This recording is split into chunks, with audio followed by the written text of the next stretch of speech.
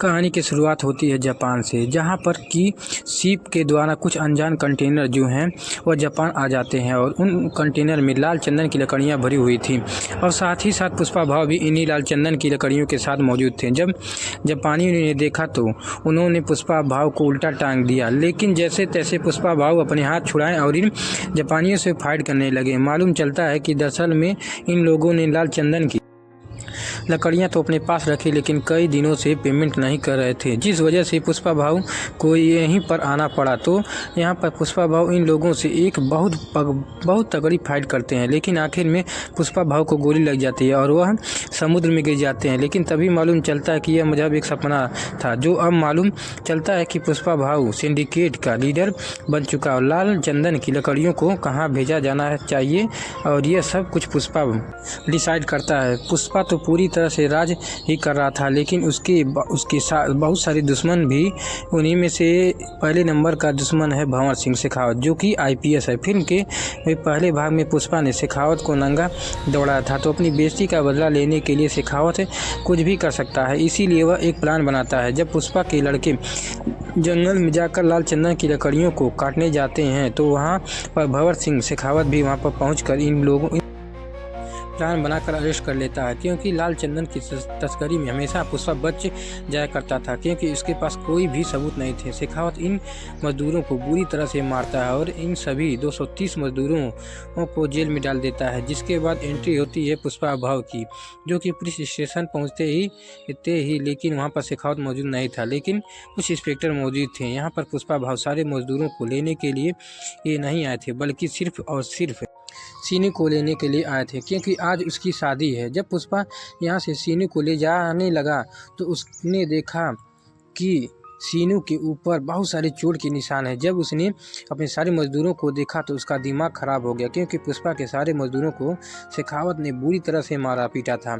यह देखकर पुष्पा भाव पुलिस इंस्पेक्टर से कहता है कि इन लोगों पर शेखावत सर ने हाथ उठाया, इसका मतलब कि आपने पुष्पा के ऊपर हाथ उठाया, इसीलिए वह यहाँ से इन सभी को लेकर जा रहा है।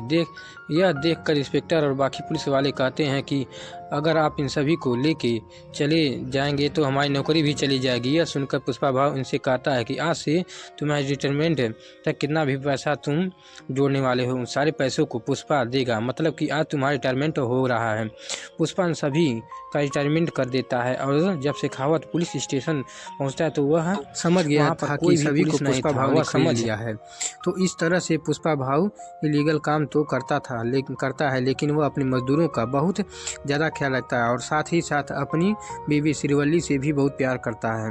अब अगले दिन हम देखते हैं कि श्रीवल्ली जब मंदिर में पूजा करने के लिए जाती है, उसी मंदिर में पुष्पा का सौतेला भाई मुरली भी मौजूद था और वो वहाँ श्रीवल्ली से कह रहा था कि आप पूजा तो करवा लोगे, लेकिन क्या तुम्हारे पास खुद का गोत्र है, खुद का सरनेम है मुरली। उन्हें हमेशा नीचा दिखाता है, लेकिन मुरली की बेटी कावेरी उन्हें पसंद करती है, वो उनके साथ रिश्ता निभाना चाहती है और कावेरी श्रीवल्ली को चाची बुलाती है, लेकिन मुरली कावेरी को मना करता है कि वह उनसे बात ना करे। तो पुष्पा श्रीवल्ली की सारी बात मानता है और आज पुष्पा सिद्धप्पा के साथ मिलकर सीएम से मिलने वाला था, इसीलिए श्रीवल्ली यहाँ पर पुष्पा से कहती है अगर तुम जा ही रहे हो तो सीएम के साथ फोटो खिंचा कर लाना, ताकि हम उसे फ्रेम कराकर हाल में लगाएंगे। पुष्पा ने अपनी पत्नी से वादा कर लिया था, लेकिन जब वह वहां पहुंचता है तो वहां पर कुछ और ही हो गया। पुष्पा भले ही सिंडिकेट की ओर से सीएम को फंडिंग देता है, लेकिन सीएम यहां पर पुष्पा के साथ फोटो क्लिक नहीं करवाता और उसका मानना यह है कि जूती जो है वह पैरों में ही गिराना चाहिए, उन्हें हाथ में नहीं पहनना करते हैं। साथ ही उन्होंने श्रीवल्ली के बारे में भी एक दो बातें बोल दी। यह देखकर यहाँ पर पुष्पा को बिल्कुल भी अच्छा नहीं लगा था। बाहर आने पर पुष्पा ने सिद्धप्पा से कहा कि अगर आप सीएम होते तो क्या आप भी मेरे साथ फोटो नहीं क्लिक करवाते, जिस पर कि सिद्धप्पा कहता है कि मैं चाहे कुछ भी बन जाऊं, मैं तेरे साथ फ़ोटो ज़रूर क्लिक कराऊंगा क्योंकि तू मेरा भाई है। तब यहाँ पर पुष्पा ने उन्हें कहा, तो फिर सीएम बनने के लिए तैयार लो।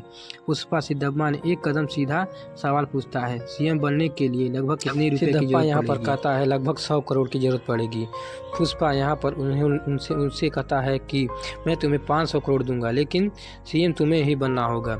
जिसके बाद सिद्धप्पा सेंट्रल मिनिस्टर से मिलने के लिए जाता है। सेंट्रल मिनिस्टर का एक भाई भी है और सिद्धप्पा पुष्पा के कहने पर ही सीएम की बात करने के लिए सेंट्रल मिनिस्टर के पास गया था।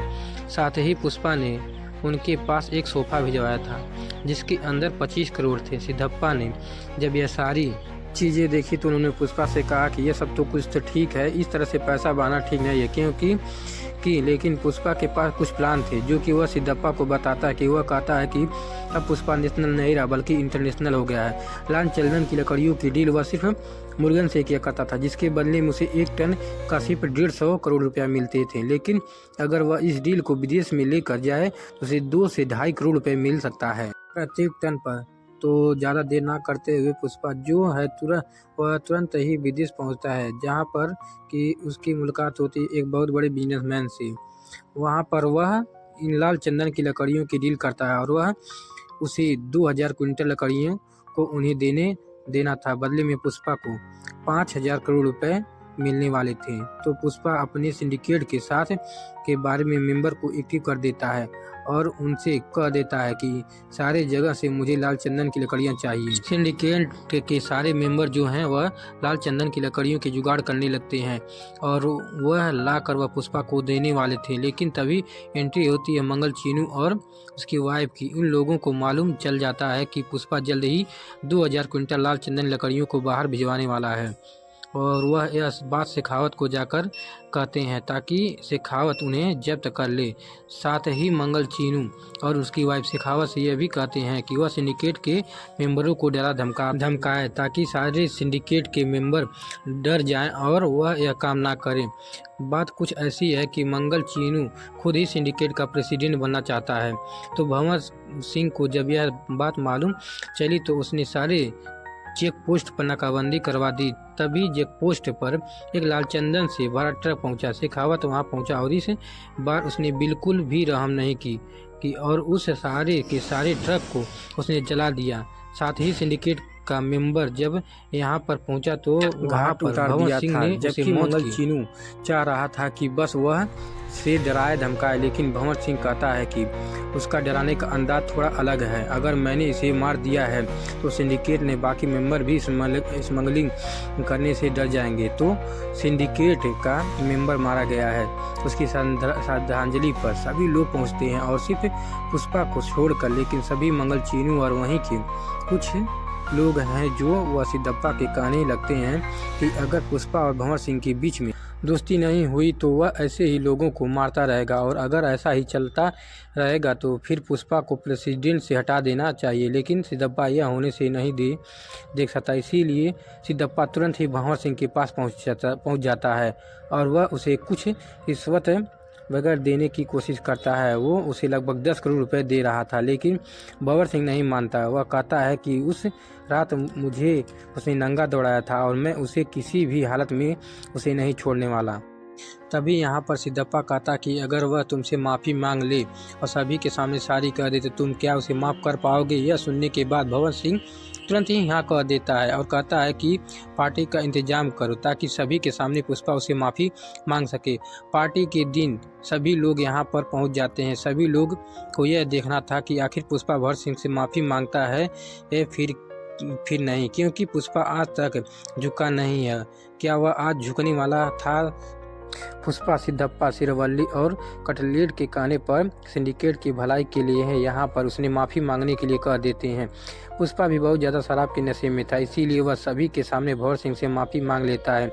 यह सुनकर भंवर सिंह बहुत ज़्यादा खुश हो जाता है, यहाँ तक कि उसने तो पुष्पा की आवाज़ रिकॉर्ड कर ली थी और यहाँ ही बार सुन रहा था। लेकिन जब पुष्पा घर वापस जा रहा था तो उसे बहुत ही ज़्यादा अजीब सा लग रहा था और पार्टी के सारे सोचने कि आखिर पुष्पा ने सारी कैसे बोल दिया। पुष्पा को इतना ज़्यादा बुरा लगा था कि वह तो आईने में अपनी शक्ल भी नहीं देख पा रहा था।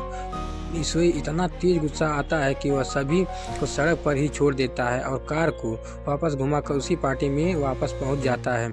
जब भंवर सिंह यहां से जाने वाला था तब पुष्पा यहां पर भंवर सिंह की कार को टक्कर मारता है और भंवर सिंह को स्विमिंग पूल में जाकर गिराता है। पुष्पा उसी स्विमिंग पूल में पेशाब भी करता है। भंवर सिंह को कुछ समझ नहीं आ रहा था कि आखिर यह सब कुछ हो क्या रहा है। पुष्पा यहाँ पर भंवर सिंह से कहता है कि पुष्पा एक ब्रांड है, वह किसी के सामने भी नहीं झुकता है। वह उसे कहता है कि मैं तुम्हें चैलेंज करता हूँ, 2000 क्विंटल लाल चंदन की लकड़ियों को वह देश से बाहर भेज कर रहेगा। अगर वह यह नहीं कर पाया और अगर तेरे हाथ एक भी लकड़ी लग गई तो मैं ज़िंदगी भर तेरी मजदूरी करूँगा। यह सुनने के बाद भंवर सिंह को भी गुस्सा आ जाता है और उसका चैलेंज एक्सेप्ट करता है और सारे के सारे चेक पोस्ट पर जहाँ से भी गाड़ियाँ गुजरती हैं उन सारे चेक पोस्ट को भंवर सिंह पूरी तरह से बंद करवा देता है। लेकिन तभी भंवर सिंह ने देखा कि जो ब्रिज है उसके नीचे जो नदी है वह पूरी तरह से सूखी है, क्योंकि गर्मियों का दिन था। वह समझ गया था कि पुष्पा जरूर इन्हीं नदियों के द्वारा अपने ट्रक को निकालने वाला था। उसका शक एकदम सही निकला था क्योंकि पुष्पा के सारे लाल चंदन की ट्रक जो है वो नदियों के द्वारा ही बाहर जा रहे थे। तो पुलिस जीप इन्हें कई बार पकड़ने की कोशिश करती है लेकिन वह नहीं पकड़ पाते हैं। लेकिन आखिर में भंवर सिंह जो है वो इन ट्रक के सामने आ जाता है और एक बड़ी सी शॉट गन लेकर उनके ऊपर फायरिंग करता है। तभी कटलेट और जो है वह पुष्पा के पास कॉल करके सारी जानकारियाँ बताता है। पुष्पा कहता है कि तुम वहाँ से कूद जाओ, जितने भी ट्रक है सारे ड्राइवर को वहाँ से बाहर निकालो, मुझे किसी की इंसान की जान नहीं खतरे में डालना है। यहाँ पर कटलेट जब उसकी बात सुनता है तो सारे ड्राइवर को लेकर यहाँ से चला जाता है और भंवर सिंह उसके ऊपर फायरिंग कर रहा था और ट्रक में जितनी भी लाल चंदन की लकड़ियाँ थी वह उन्हें भी जब्त कर लेता है। यह देखकर मंगल चीनू और उसकी वाइफ को बहुत ही ज़्यादा अच्छा लगा था। वह तो एंजॉय कर रहे थे मीडिया के सामने। उन्होंने सारी बात कह भी दी थी कि यह सारी लाल चंदन की लकड़ियाँ पुष्पा की है, लेकिन थोड़ी देर के बाद मालूम चलता है कि वह सारी लाल चंदन की लकड़ियाँ या नहीं नॉर्मल लकड़ियाँ हैं, मतलब कि यहाँ पर भंवर सिंह फूल बन गया था। पुष्पा यहाँ उससे कहता है कि पुष्पा नाम सुन के फ्लावर समझे क्या, मैं फ्लावर नहीं है बल्कि वाइल्ड फायर है। साथ ही इशारे में उसने यह भी कह दिया कि जल्द ही वह इस सारी लाल चंदन की लकड़ियों को बॉर्डर क्रॉस कराने वाला है। अगर तुम इन्हें रोक सकते हो तो रोक लो। तभी पुष्पा श्रीवल्ली और पूरी फैमिली जो है वह माता काली के फेस्टिवल में पहुँचते हैं। वहाँ पर श्रीवल्ली को अचानक से चक्कर आने लगते हैं और मालूम चलता है कि श्रीवल्ली प्रेग्नेंट है। यह देखकर पुष्पा जो है वह काली माता का गेटअप धार कर लेता है और फिर काली माता का एक तांडव करता है। श्रीवल्ली यहाँ पर पुष्पा से कहती है कि आखिर यह तुम क्या कर रहे हो, जिस पर कि पुष्पा कहता है कि मेरी एक इच्छा है, मैं काली माता से लड़की चाहता हूँ, क्योंकि अगर लड़का हुआ तो उसे भी ये सरनेम देने पड़ेंगे, लड़की हुई तो वह किसी दूसरे घर जाकर उसे कोई दूसरा सरनेम मिल जाएगा। तभी इसी जगह पर हम देखते हैं कि कुछ लोग जो हैं वह पुष्पा की भतीजी के साथ मिसबिहेव कर रहे थे, वह उसके साथ बदतमीजी कर रहे थे। यह देखकर पुष्पा को बहुत तेज गुस्सा आ जाता है और फिर लोगों से फाइट करना स्टार्ट कर देता है। लेकिन तभी यहाँ पर मुरली आ जाता है और वह पुष्पा से कहता है कि अगर तुम यह सब कुछ कर दोगे तब भी तुम्हें तुम्हारे माँ बाप नहीं मिलेंगे। तुम्हें ऐसा लग रहा है कि तुम हमारे साथ हो जाओगे, ऐसा कुछ भी नहीं हो सकता। तुम हमेशा अनाथ थे और हमेशा कोई भी नहीं हो सकता। श्रीवल्ली को जब यह सब सारी बातें सुनाई दी तो उसने यहाँ पर मुरली को बहुत ही ज़्यादा चिल्लाया। बाद में कावेरी के साथ जिन लोगों ने बदतमीजी की थी उन लोगों को मुरली ने आधा गंजा करवा दिया था। अब आगे हम देखते हैं कि मंगल चीनू और उसकी बीवी और भंवर सिंह शेखावत सीएम के पास पहुंचते हैं। उन्होंने उन्हें बताया कि अगर यह लाल चंदन की लकड़ियाँ बॉर्डर क्रॉस कर जाती हैं तो तुम्हारी सीएम की गद्दी भी खतरे में है, क्योंकि उसने 2000 में 5000 करोड़ की फंडिंग आने वाली है और यह सारी फंडिंग के द्वारा आप सीएम से हट सकते हैं। तब सीएम उन्हें तुरंत ही आदेश देता है कि वो इन लाल चंदन की लकड़ियों को बॉर्डर क्रॉस कर जाने से रोके। तो यह सारी लाल चंदन की लकड़ियाँ रामेश्वरम से होते हुए श्रीलंका जाने वाली थी, क्योंकि रामेश्वरम से श्रीलंका सिर्फ 18 किलोमीटर की दूरी पर है। तब भंवर सिंह शेखावत यहाँ पर पहुँच तो जाता है लेकिन लाल चंदन की लकड़ियों को पकड़ नहीं पाता, क्योंकि यह सारी शिप के नीचे मौजूद थी, जिस वजह से भंवर भंवर सिंह इनका पीछा भी करता है, लेकिन वह उन्हें पकड़ नहीं पाता। तो माल डिलीवरी हो जाने के बाद बहुत सारा पैसा आता है। इन सारे पैसों को देखकर पुष्पा खुश हो जाता है। इन सभी पैसों को एमएलए के लिए सारे सोफे के अंदर भरा जाता है और सारे सोफों को एमएलए के पास भेज दिया जाता है। मतलब कि सारे सोफों के सारे एमएलए पुष्पा ने खरीद लिए हैं थे। और भंवर सिंह शेखावत अब बहुत ही ज़्यादा बुरा हाल था, क्योंकि अब उसके साथ में कुछ भी नहीं था। अब तो उसका ट्रांसफ़र होना भी एकदम तय है, क्योंकि अब उसके पास सरकार भी नहीं रहेगी, सरकार भी पुष्पा की हो जाएगी। तो भंवर सिंह के पास जो नकली लाल चंदन की लकड़ियां हैं वह उनमें आग लगा देता है, और उसने काफ़ी शराब पी हुई थी, तो वह वहीं पर रुक जाता है, जिससे कि ब्लास्ट हो जाता है और भंवर सिंह शेखावत मारा जाता है। हालांकि उसकी डेड बॉडी को बताया नहीं गया और ना ही यह बताया गया कि वह मारा गया है। और फिर कुछ दिनों के बाद हम देखते हैं कि सीएम अब बदले जा चुके हैं। अब सीएम सिद्धप्पा बन चुका था। सिद्धप्पा सिरवली से कहता है कि तुम्हारी फोटो की वजह से मैं सीएम बना हूं। अब पुष्पा ने आज का दिन इसीलिए सिलेक्ट किया क्योंकि आज सिरवली का जन्मदिन था, इसीलिए यहाँ पर एक छोटा सा सेलिब्रेशन होता है। सभी लोग इससे सेलिब्रेट करते हैं। तो भले ही सिद्धप्पा सीएम जरूर बन चुका है, लेकिन पूरे राज्य पर पुष्पा राज कर रहा था। सभी लोग उसे बहुत ज़्यादा मानने पूजने लगे थे। और फिर एक दिन पुष्पा की भाभी मतलब कि मुरली की पत्नी जो वह है पुष्पा के घर आती है और वह उन्हें बताती है कि कावेरी को कुछ लोगों ने किडनैप कर लिया है और वो बदले में 2 करोड़ मांग रहे हैं, और अगर उन्हें नहीं दिए तो वह कावेरी को मार डालेंगे। यह बात जब पुष्पा को मालूम चलती तो वह पहले तो न्यूज़ चैनल वालों के पास गया।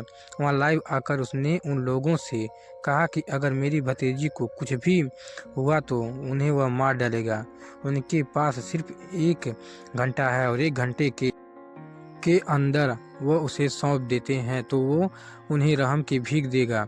यह बातें शिपा और सेंट्रल मिनिस्टर को भी मालूम थी, लेकिन यहाँ पर एक बात मालूम चलती है कि जिन लोगों ने किडनैप किया है वह कोई और नहीं बल्कि सेंट्रल मिनिस्टर का भाई का बेटा होता है, मतलब कि सेंट्रल मिनिस्टर का भतीजा। इसीलिए यह सेंट्रल मिनिस्टर सिद्धप्पा से पुष्पा के पास कॉल करवाता है। वहाँ लोग पुष्पा से कहते हैं कि वह सेंट्रल मिनिस्टर का भतीजा है, इसीलिए वह कुछ भी ना कुछ भी करके उसे जल्द से जल्द कनेक्ट कर लेंगे और वह कावेरी को छोड़ देगा। अगर वह उसके साथ कुछ भी कर देता तब भी तुम उसे कुछ भी नहीं करना। लेकिन पुष्पा कहता है कि मुझे कोई फर्क नहीं पड़ता है, सेंट्रल मिनिस्टर भाड़ में जाए और सिद्धप्पा भाड़ में जाए, मुझे किसी से कोई मतलब लेना देना नहीं है। तो सेंट्रल मिनिस्टर का भतीजा 10 करोड़ रुपए पुष्पा से मांग रहा था और अकेले ही पुष्पा को उसके अड्डे पर बुला रहा था। पुष्पा मान जाता और हेलीकॉप्टर से वह वहां पहुंच भी जाता है। यहां पर पहुंचकर सबसे पहले तो वह गन से फायर करता है, लेकिन बाद में मिनिस्टर का भतीजा पुष्पा से कहता है कि तेरी भतीजी के ऊपर भी गन पॉइंट है, इसीलिए तुझे थोड़ा ठंडा रहना पड़ेगा। तो यहाँ पुष्पा उन्हें गन देता है और बाद में यह लोग पुष्पा को बुरी तरह मारने लगते हैं। इन्हें बहुत अच्छे से मालूम है कि पुष्पा के हाथ में बंधे रहने के बावजूद यह कमाल कर सकता है और सभी को बुरी तरह से मार भी सकता है। इसीलिए इस बार वह बिल्कुल भी रिस्क नहीं लेते हैं। इस बार वह उसके हाथ बांधते हैं और पैर भी बांधते हैं और फिर वह लोग कावेरी की इज्जत पर हाथ भी डालने लगते हैं। यह देखकर पुष्पा को बहुत तेज गुस्सा आता है और फिर वह उड़ कर उन्हें मुंह में काट कर बुरी तरह से मार डालने लगता है। तो मिस्टर का भाई भी वहां पहुंच चुका था, तो पुष्पा ने मिस्टर के भाई भी मार डालता है। यह सारी बातें जब मिस्टर को मालूम चलती है तो वह पूरी तरह से पागल हो चुका था। अब अगले सीन में हम देखते हैं कि पुष्पा जब अपने घर होता है तब उसके घर पर मुरली आता है और मुरली को अपनी गलती का एहसास हो गया था, इसीलिए वह पुष्पा और पूरी फैमिली से माफ़ी मांगने के लिए आया था। वह कहता है कि मुझे माफ़ करिए, मुझे अच्छे से मालूम चल गया है कि आप ही मेरी फैमिली हो और मैं सिर्फ यहाँ पर कावेरी का कार्ड देने के लिए आया हूँ क्योंकि उसकी शादी होने वाली है और कावेरी ने मुझसे कहा है कि अगर पुष्पा भाव इस शादी में नहीं आती है तो मैं मंडप में नहीं बैठने वाली। तब श्रीवल्ली यहाँ पर पुष्पा को बताती है कि सारे कार्ड पर माँ का नाम है और साथ ही तुम्हारा नाम भी है। ये देखकर पुष्पा बहुत इमोशनल हो चुका था और पूरी फैमिली समेत कावेरी की शादी में पहुँचते हैं। सभी लोग ने एक दूसरे को माफ़ कर दिया था और अब आगे बढ़ चुके थे और यहाँ पर मिस्टर के घर पर मातम छाया हुआ था, क्योंकि मिस्टर का भाई और मिस्टर का भाई का बेटा जो है वह मारे गए थे। यहाँ पर एक आदमी आता है जिसके हाथ में पार्सल था। जैसे ही वह मिस्टर के पास उसे लेकर आता है, अचानक से उसे एक आदमी पहाड़ी पर से ब्लास्ट कर देता है और यहीं पर यह फिल्म खत्म हो जाती है। और वह आदमी कौन था यह नहीं बताया गया है, लेकिन पुष्पा 3 का अनाउंसमेंट कर दिया है। इसका नाम है पुष्पा रेम्पेज। वीडियो को आखिरी देखने के लिए धन्यवाद। Good bye.